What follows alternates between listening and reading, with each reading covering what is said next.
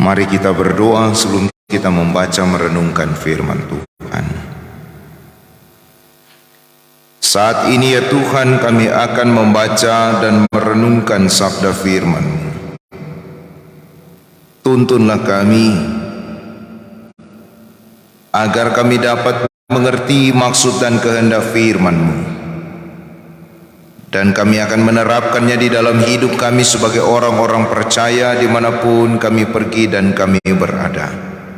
Berfirmanlah Engkau ya Bapa, kami telah sedia mendengarkan kebenaran firman-Mu. Di dalam nama Tuhan Yesus, firman yang telah menjadi manusia, kami berdoa dan kami bermohon saat ini. Amin. Mari kita membaca bagian firman Tuhan yang menjadi perenungan bersama kita sebagai warga gereja Masehi Injili di Minahasa di sepanjang minggu yang berjalan ini, di dalam kitab Injil Yohanes pasalnya yang ke-18, ayatnya yang ke-38b sampai dengan pasal 19 ayat 16a. Saya ulangi, Injil Yohanes pasal 18 ayat 38b sampai dengan pasal 19 ayat 16a. Kita membacanya secara berbalas-balasan. Bagian firman Tuhan ini oleh Lembaga Alkitab Indonesia diberikan judul Yesus dihukum mati. Sesudah mengatakan demikian, keluarlah Pilatus lagi mendapatkan orang-orang Yahudi dan berkata kepada mereka, "Aku tidak mendapati kesalahan apapun padanya.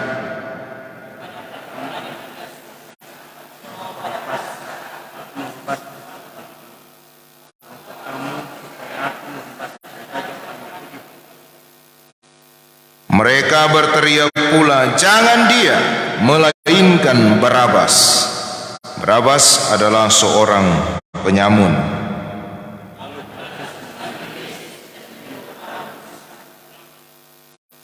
Prajurit-prajurit menganyam sebuah mahkota duri dan menaruhnya di atas kepalanya. Mereka memakaikan dia jubah ungu.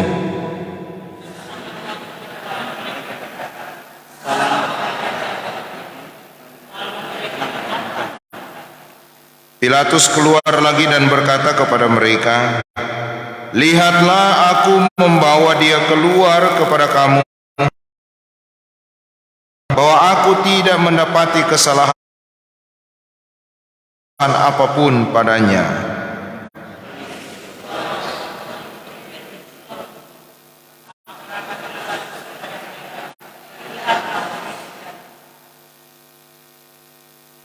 Ketika imam-imam kepala dan penjaga, kata Pilatus kepada mereka, "Ambil dia dan salibkan dia, sebab aku tidak mendapati kesalahan apapun padanya."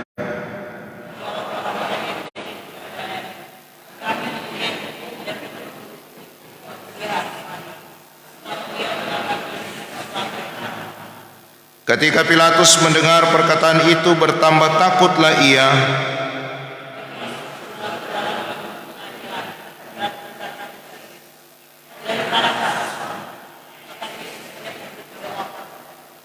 Maka kata Pilatus kepadanya,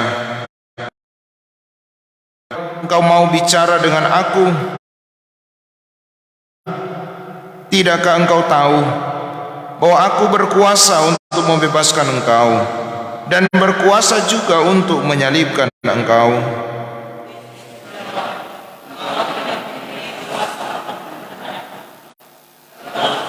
Jikalau engkau membebaskan dia, engkau bukanlah sahabat Kaisar.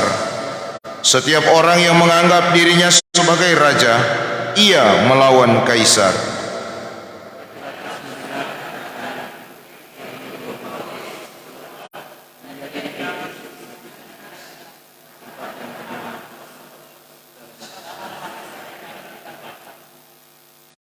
Hari itu ialah hari persiapan Paskah. Kira-kira jam 12, kata Pilatus kepada orang-orang Yahudi itu, "Inilah rajamu."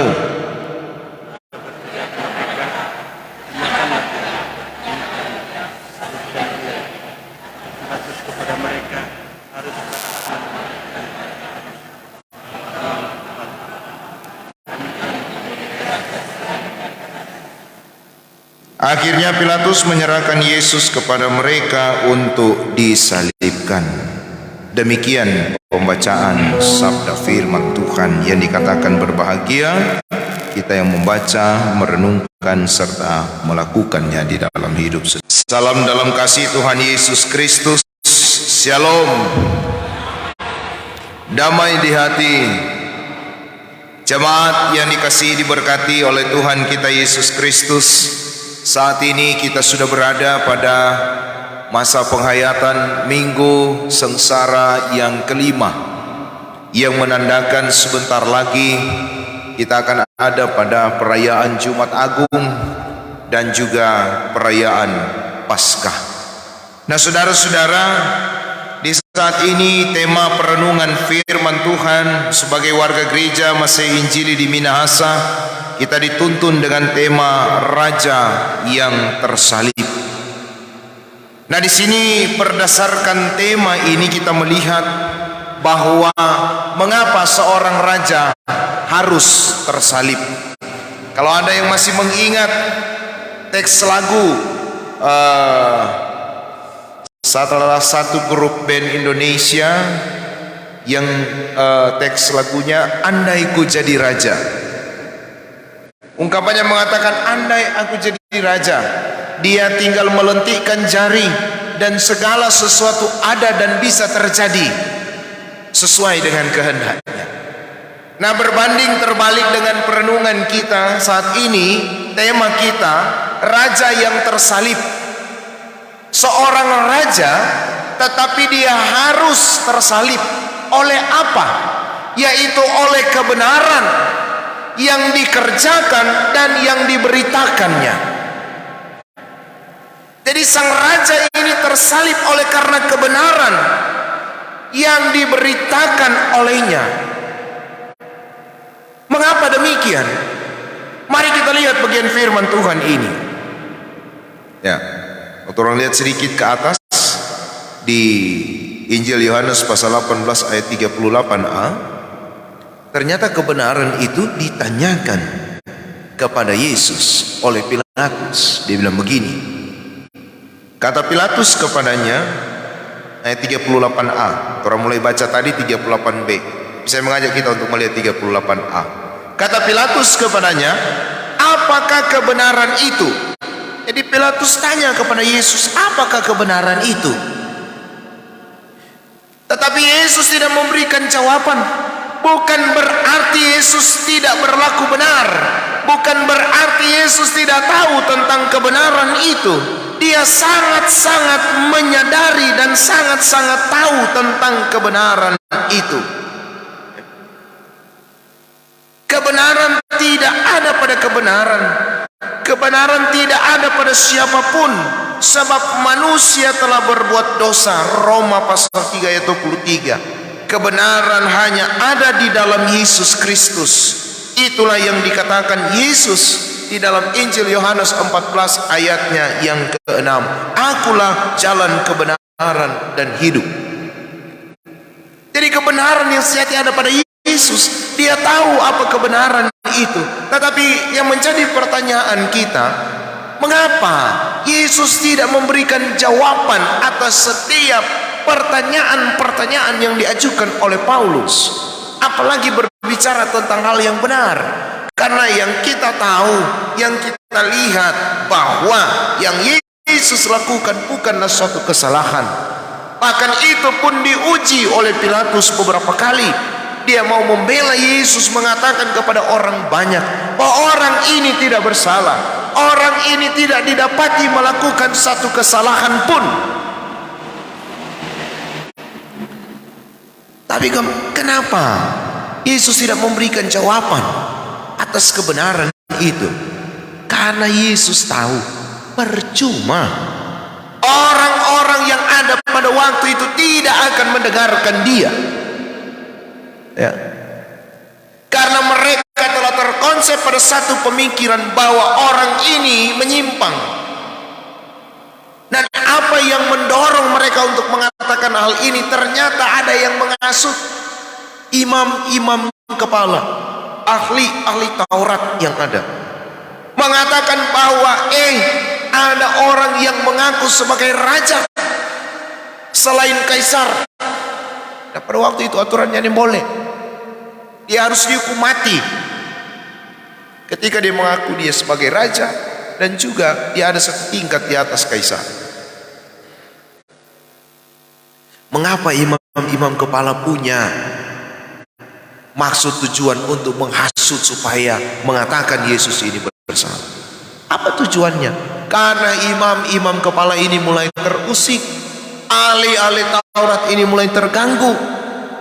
Apa yang mereka dapatkan selama ini, apa yang mereka kerjakan selama ini, diganggu dengan pemberitaan Yesus yang berbicara tentang hal-hal benar. Ahli-ahli Taurat dan juga imam-imam kepala yang berbicara tentang peraturan-peraturan yang ditetapkan oleh tradisi Yahudi, sementara Yesus hadir untuk menyampaikan tentang kebenaran berdasarkan firman dan menembus batas aturan dan tradisi Yahudi. Marahlah orang, ya, sehingga terjadi satu konspirasi untuk menyalibkan Yesus. Nah, saudara-saudara, dalam bacaan firman Tuhan ini kita melihat bahwa betapa Yesus 3 kali ditanya oleh Pilatus, bahkan sampai di bagian pasal 19 ayatnya yang ke-10. Orang lihat, saya bacakan. Maka kata Pilatus kepadanya, tidakkah engkau mau berbicara dengan aku? Tidakkah engkau tahu bahwa aku berkuasa untuk membebaskan engkau dan berkuasa juga untuk menyalibkan engkau? Ya, sampai di situ Yesus ditanyakan oleh Pilatus. Apakah Yesus memberikan jawaban? Kalau orang ada di posisi Yesus, maka pasti orang akan bilang, Pilatus, tolong akan dan apa kita, ya, supaya terlepas, supaya terluput. Tetapi Yesus tidak melakukan demikian. Karena apa? Dia sangat tahu betul bahwa kebenaran akan memunculkan dirinya sendiri, dan dia tidak perlu dibela oleh siapapun, karena memang dia tahu bahwa firman yang telah difirmankan oleh Nabi, bahwa dia akan menderita dan mati untuk menjalankan misi Allah, menyelamatkan manusia. Yesus tidak memberikan jawaban apa-apa. Yesus tidak menjawab apa yang menjadi pertanyaan Pilatus. Sampai-sampai Pak Pilatus ada pada situasi dilematis. Oh, anak muda sekarang bilang Pilatus ini sementara ada pada satu posisi andilau, antara dilema dan galau. Ya. Apa yang akan dia putuskan? Ya. Pilatus bingung. Dia menguji, ya, menguji ini Yesus. Ternyata tidak ada kesalahan. Dia mengatakan, tidak ada salah ini orang ini. Tetapi kemudian Pilatus mengambil satu keputusan,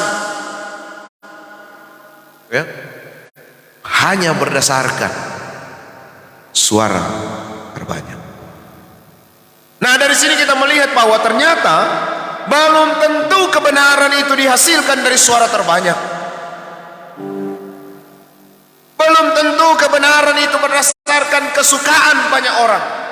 Tetapi terkadang kebenaran itu muncul hanya dari kelompok minoritas, tetapi kemudian dikatakan salah hanya oleh karena dia adalah minoritas, kalah dengan mayoritas, ya.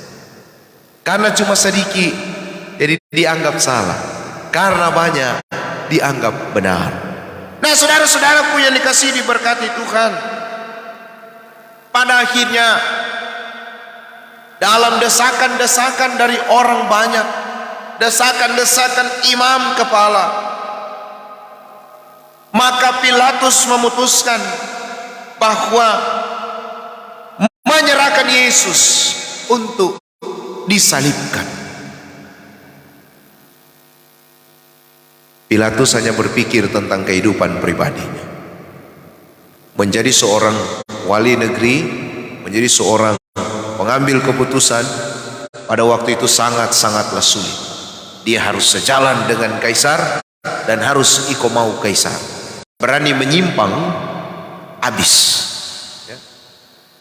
Jadi dia harus ikut mau. Apalagi ketika dia mendengar ada orang bilang, kalau ngana bebaskan Yesus berarti engkau bukanlah sahabat kaisar. Oh, maka Pilatus berpikir jabatannya, ya. Jabatan yang dia peroleh akan hilang hanya karena satu orang. Jadi daripada hilang jabatannya, lebih baik kasih korban jauh ini satu orang ini, yaitu Yesus. Saudara-saudaraku yang dikasihi diberkati Tuhan, maka dengan demikian apa yang mau dipesankan firman ini bagi kehidupan orang di masa sekarang ini sebagai orang-orang yang percaya, yaitu yang pertama, jangan cepat-cepat memutuskan sesuatu hanya berdasarkan apa yang orang dengar. Ada ungkapan bijak bilang begini, cepatlah untuk mendengar, tetapi lambatlah untuk berbicara. Karena apa? Belum tentu apa yang kita dengar adalah benar keberadaannya. Belum tentu apa yang disampaikan oleh orang lain kepada kita adalah benar kebenarannya. Segala sesuatu harus diuji, agar supaya kita tidak menyampaikan hal-hal yang tidak benar dan ada pada kelompok untuk menghasut orang agar supaya membenarkan apa yang tidak benar.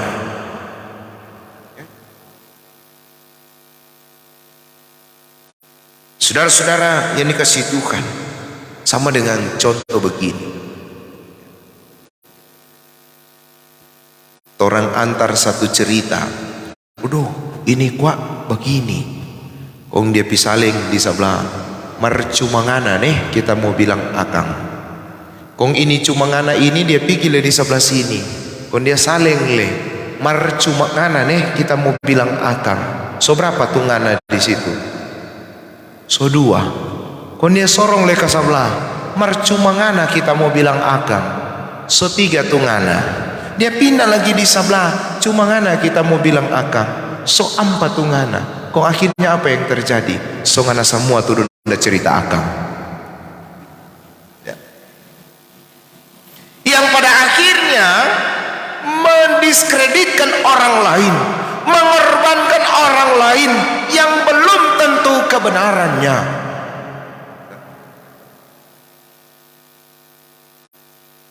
Apalagi sekarang media sosial luar biasa. Dia cuma dah dengar kondisi status leh. Aduh bahaya sekali tuh begini. Dia cuma dah dengar, aduh mau nih tahu napa do itu ini, sodeng ini kote dia. Padahal ketuknya ndak. Mar karena dia dah dengar, dia status. Kon dia colek leh. Boleh sto mohon info, colek ini dia tandai nama. Ya. Saya mau katakan syukur kalau dapat orang yang nyandak kepo, tapi rata-rata pada dasarnya orang semua adalah orang yang kepo, gitu kan? Yang pingin tahu, toh? Contoh praktis di mana, misalnya? Ya salah satu contoh misalnya kalau orang masuk di WC di toilet umum, kan? Masuk di toilet umum, orang membuang air kecil, di sebelah membuang air besar. So kelar orang mau buang air kecil, kau yang mau buang air besar, babunyi kentut. Apa yang orang buat? Orang adalah manusia kepo. Orang biar so kelar semua di situ, pura-pura cuci tangan, mau lihat siapa itu di dalam itu, udah bawa konto, kan? Ya begitu. Kepo, no? Orang pingin tahu. Baca kemarin orang pe status, dia messenger. Boleh mau kepo? Bukan lo ingin apa urusan kok anak mencari tahu. Nah ini saya mau katakan yang pertama bahwa jangan cepat-cepat kita mengambil keputusan berdasarkan dengan apa yang kita dengar, sehingga kita mengatakan moyong ada salah, padahal sesungguhnya bisa saja yang berbicara ini yang salah, gitu. Minta hikmat Tuhan supaya setiap keputusan yang kita ambil tidak salah. Kemudian yang kedua, jangan mudah terhasut. Karena bro, tipikal orang sekarang kalau dia suka bercerita, aduh, mana tahu tuh beda bilang begini Pak Ana. Apa salah? Iya. Odo, Yesus cerita ini, bodoh panas lah dia. Berdasarkan laporan, dia langsung pergi. Apa Ana bilang Pak kita? Begini dan begitu. Akhirnya apa? Terjadi kekacauan. Hanya berdasarkan laporan. Kok ada menghayati minggu-minggu sengsara yang mestinya kita kusyuk, kita teduh, kita melihat kesengsaraan Yesus Kristus sebagai suatu bentuk kasih Allah yang tak terbatas atas kehidupan kita. Orang nama kelainan orang kan? Cuma karena laporan, cuma karena cerita dari satu tempat ke tempat yang lainnya. Kemudian hal yang ketiga, kalau engkau dipercayakan memiliki jabatan, pakailah jabatan itu secara bertanggung jawab untuk memuliakan Tuhan. Ya, jangan ketika engkau dipercayakan atas satu jabatan, kemudian ketika engkau memutuskan segala sesuatu didasarkan hanya kepada karena kita dekat dengan dia, biar dia salah, kita harus bilang bahwa dia betul. Ya. Jadi kalau orang punya jabatan itu, jaga. Dan kemudian jangan jadi seperti Pilatus yang cuci tangan. Daripada supaya kita tidak tergeser dari posisi dan jabatan yang ada, maka biar kita bikin kesalahan. Ingat, ya, mungkin engkau tidak menerima penghukuman saat ini, tetapi Tuhan melihat, Tuhan memperhitungkan segala sesuatu. Apa yang engkau kerjakan, apa yang engkau lakukan, apa yang engkau putuskan. Nah, oleh karena itu saudara-saudaraku yang dikasihi diberkati Tuhan,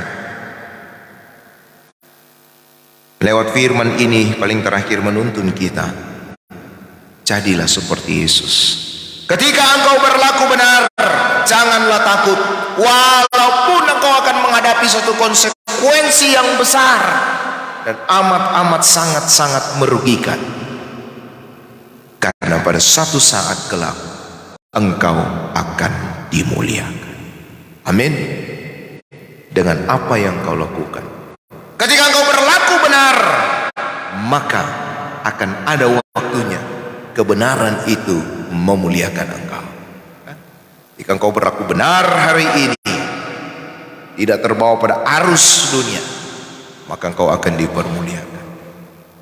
Jika engkau berlaku benar dalam persekutuan berjemaat, kita betul-betul hidup suci, bukan hidup ruci, maka pasti kehidupanmu diberkati di dalam setiap kebenaran.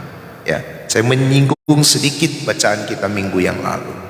Minggu yang lalu kita membaca bagian firman yang berbicara tentang apa kote? Ya, ciuman pengkhianatan yang dilakukan oleh siapa kote? Yudas. Siapa ini Yudas? Murid Tuhan Yesus. Apa dia pekerja? Sebagai bendahara. Bendahara berarti orang yang dipercayakan. Tapi ternyata Yudas berpaling, tergoda. Berapa keping perak? Lulus sekolah minggu semua. Ya, karena setahu 30 keping perak, Yudas tergoda melakukan kesalahan, dan Yudas merubah paradigma berpikir kita tentang ciuman. Ciuman identik dengan rasa kasih dan sayang.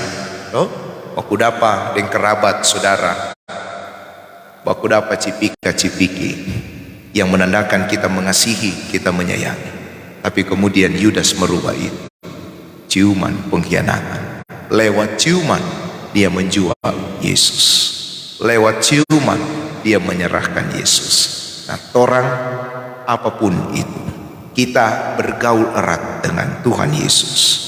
Jangan melakukan pengkhianatan.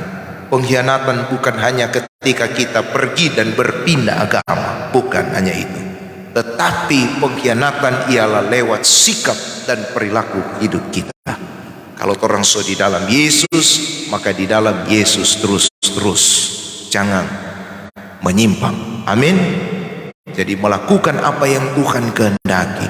Jangan menyimpang ke kiri dan ke kanan hanya untuk menyenangkan diri sendiri atau supaya untuk dihargai oleh orang lain. Menghalalkan segala cara untuk mencapai suatu tujuan. Nem boleh. Orang harus selalu punya pemahaman, biar lambat asal selamat sampai tujuan. Jangan cepat-cepat kemudian kita mencelakakan orang lain. Karena inilah prinsip dasar manusia. Daripada saya yang akan tersingkir, lebih baik saya menyingkirkan orang lain. Yesus tidak demikian. Yesus selalu berpikir mengalah. Karena apa?